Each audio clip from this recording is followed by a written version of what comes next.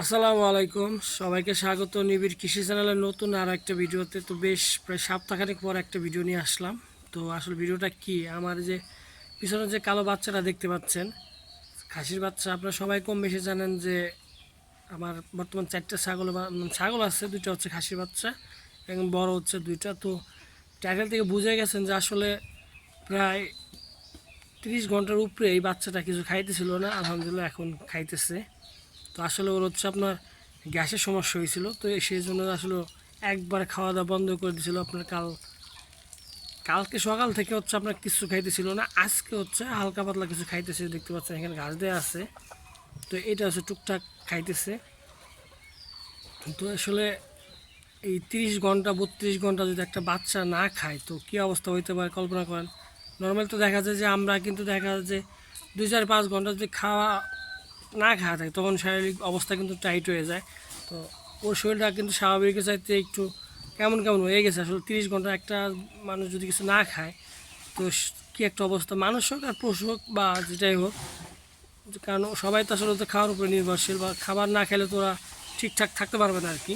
আলহামদুলিল্লাহ আজকে হচ্ছে আপনি যে টুকটাক খাচ্ছে আর কি, তো ওইটার আল্লাহর কোনো সমস্যা হয় নাই, ও কিন্তু ঠিকঠাক আছে, সাধারণ ও এমনিতে দুষ্ট। তো যে এইখানে হচ্ছে আপনার না না না না, যে যে খাও দুবলা ঘাস আছে, ওর জন্য আর কি এগুলো একটু মাঠ থেকে আনা হয়েছে, টুকটাক খাচ্ছে আর কি। তো ওই পাশে এই যে এটা হচ্ছে আপনার বড় যে ছাগলটা দেখতে পাচ্ছেন, এবং ওই যে ওইটা হচ্ছে ছোটো ছাগল।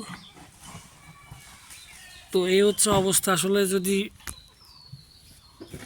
আপনি যদি অসুস্থ হয়ে পড়ি তখন কিন্তু মন মাইন্ড ভালো থাকে না। আর আপনি পশু প্রাণীর প্রতি আমার একটু অন্যরকম টান হয়ে গেছে আসলে, সাথে থাকতে থাকতে ওদের শরীর খারাপ থাকলে, খাওয়া দাওয়া না করলে আসলে মনে হয় যে ওদের যে সমস্যাটা সেটা যদি আমার হইতো, ওরা ঠিক থাকতো। আসলে দেখা যাচ্ছে ওরা তো বলতে পারে না আসলে ওদের কেমন লাগতেছে না লাগতেছে। তো আলহামদুলিল্লাহ এখন কিন্তু শরীরটা দেখেন একটু কেমন কেমন যেন লাগতেছে। ওর ওর দিকে দেখলেও ও কিন্তু চঞ্চল মনে হচ্ছে, ওর কোনো সমস্যা নাই। কিন্তু ও ওর দিকে কিন্তু মানে এখনও জিম জিম জিম যে একটা অবস্থা সেটা কিন্তু ওর ভিতরে আছে। এদিকে এদিকে আয়। তো এটাই আসলে ওদের সাথে কিন্তু আরও যে 2টা খাসির বাচ্চা ছিল, ওই 2টা বিক্রি করে দিয়েছে বেশ কিছুদিন আগে, সেটাও কিন্তু আপনাদের জানানো হয়েছে।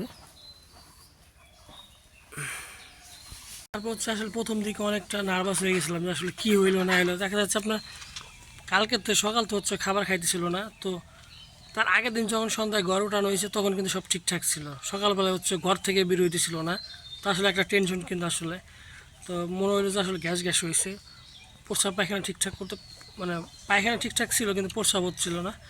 তো আসলে ডাক্তারের পরামর্শ ছাড়াই আসলে আমরা যে প্রাথমিক যে ট্রিটমেন্টটা করা লাগে বা আমরা করি সেটা হচ্ছে আপনার আদা রস খাওয়ানো হয়েছিল, এবং পাশাপাশি আছে আপনার ওই আপনার আরসি যেটা বলে, প্রাণা বলেন বা ক্লেমন বলেন, যেগুলোই বলেন, ওইগুলো একটা খাওয়ানো হয়েছে।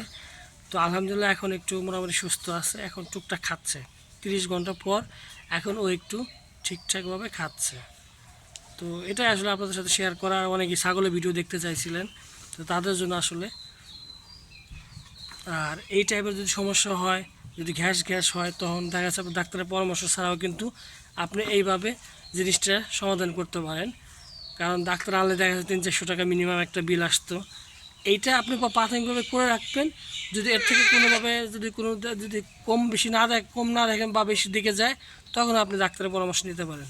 তো দেখা যায় স্বাভাবিকভাবে গ্যাস হলে আপনি এই জিনিসটা করতে পারেন, আদা রস বা আদা বাইটে যে রসটা হয় সেটা খাওয়াই দিতে পারবেন। দর্শক দেখতে পাচ্ছেন যে আসলে এটা হচ্ছে দুষ্ট, খুব পাঞ্চা বাইতেছে বাত। আর ওর শরীরে এতটাই খারাপ যে ও অল্প একটু খাওয়ার পরেই কিন্তু দেখেন যে শুয়ে পড়ছে। মানে ওর শরীরের ভিতরে যে একটা ক্লান্তি ভাব আছে সেটা কিন্তু আপনি দেখলে বুঝতে পারবেন।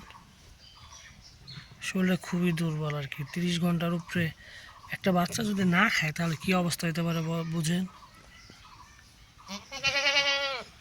ঠিক আছে, আলহামদুলিল্লাহ, মানে আল্লাহ ভালো করে দেখা যাচ্ছে আপনার কালকে মোটামুটি একটা ভালো একটা অবস্থানও থাকবে আর কি। তো দর্শক এতটুকুই আসলে জিনিসটা আপনাদের সাথে শেয়ার করলাম। সবাই দোয়া করবেন ওর জন্য, যে কালো বাচ্চাটা যেন দ্রুত সুস্থ হয়ে যায়। সবাই ভালো থাকবেন। আসসালামু আলাইকুম।